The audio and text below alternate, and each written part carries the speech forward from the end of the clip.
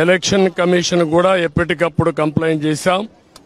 ప్రాథమికంగా మాకు పొంగునూరు వచ్చింది, మాచర్లో వచ్చింది, 2 దిక్కల్లో వస్తే అప్పటికే నేను కంప్లైంట్ చేశాం. అధికారులతో మాట్లాడుతున్నాం. అదే మాదిరిగా ఎలక్షన్ కమిషన్ కూడా అప్రోచ్ అయ్యాం. నేను ఒకటే ఎక్స్పెక్ట్ చేస్తున్నా, ఎలక్షన్ కమిషన్ ఆధ్వర్యంలో ఎలక్షన్ జరుగుతున్నాయి.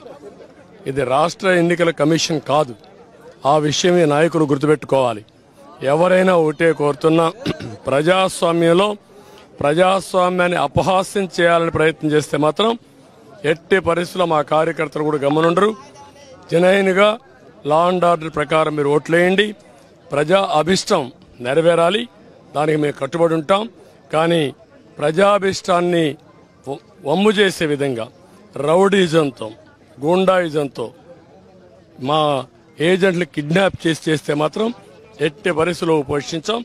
ఎలక్షన్ కమిషన్ డిమాండ్ చేస్తున్నాం, పోలీస్ అధికారులను డిమాండ్ చేస్తున్నాం. ఎక్కడా అవాంఛనీయ సంఘటనలు జరగకుండా కాపాడవలసిన బాధ్యత మీది. ప్రతి ఒక్కరి వ్యక్తికి స్వేచ్ఛ ఉంది, స్వేచ్ఛగా ఓటేయాలి. ప్రతి ఒక్క రాజకీయ పార్టీకి స్వేచ్ఛ ఉంది, వాళ్ళ ఏజెంట్లు పెట్టుకునే హక్కు ఉంది. వాళ్ళ ఏజెంట్లు అలో చేయాలి, మీరే ప్రొటెక్ట్ చేయాలి. అది మీ బాధ్యత.